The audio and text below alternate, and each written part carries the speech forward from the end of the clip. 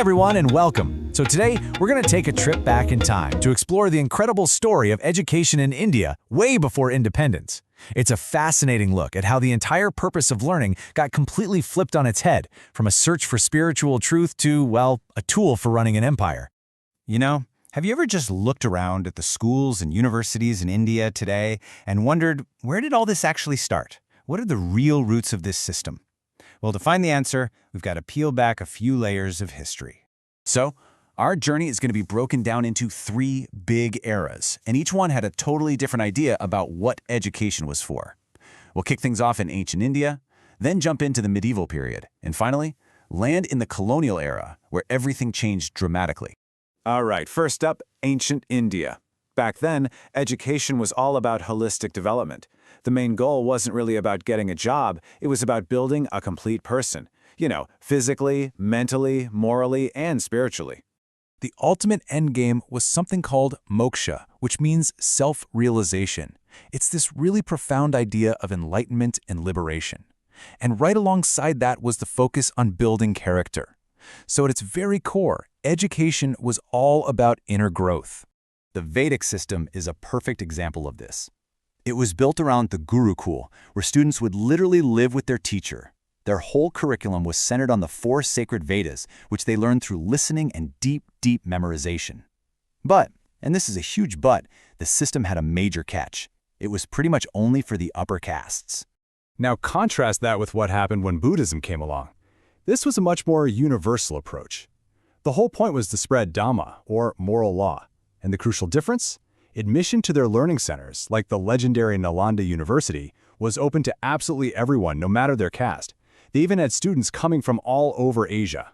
And you also had the Jain system, which was also focused on liberation, but through what they called the 3 jewels: right knowledge, right faith, and right conduct.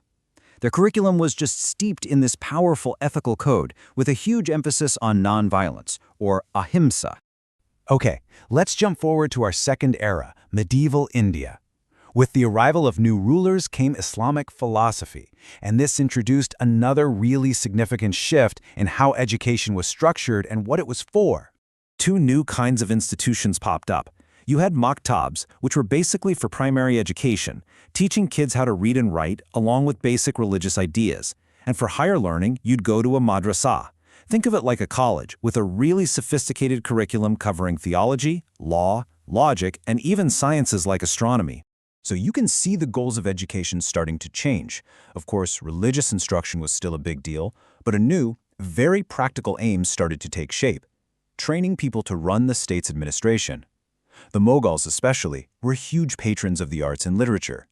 But, just like before, this kind of formal education was still mostly a thing for the elites. And that brings us to our last, and honestly, most disruptive phase, the Colonial Period. This is where the British stepped in and completely remolded education into a system that was built to serve their needs, their administrative and political interests. The whole game changed. As soon as they arrived, there was this massive debate. On one side, you had the Orientalists. They said, let's use Indian languages like Sanskrit and Persian and build on the traditional knowledge that's already here. But on the other side, you had the Anglicists, who argued, nope, English has to be the language and the curriculum should be all about modern Western knowledge. So who won?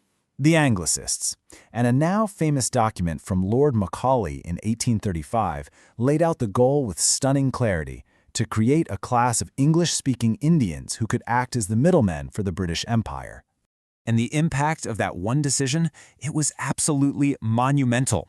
Traditional schools and ways of learning went into a sharp decline, and right there, the foundation was laid for the modern, Western-style education system we see in India today.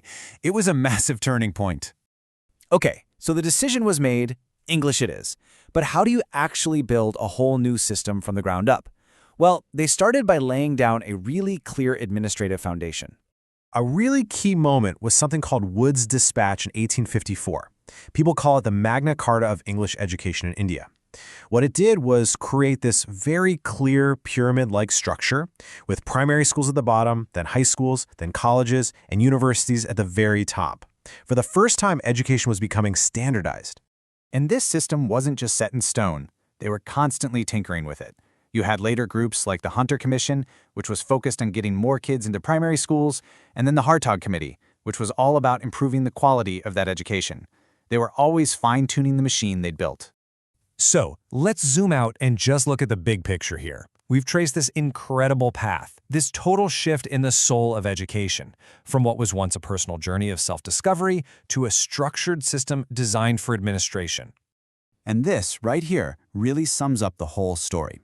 The ancient goal was all about holistic, spiritual growth for the individual. The colonial goal, on the other hand, was modern, structured, and designed to serve political interests. It was a complete 180 in purpose, a shift from shaping a soul to training an employee.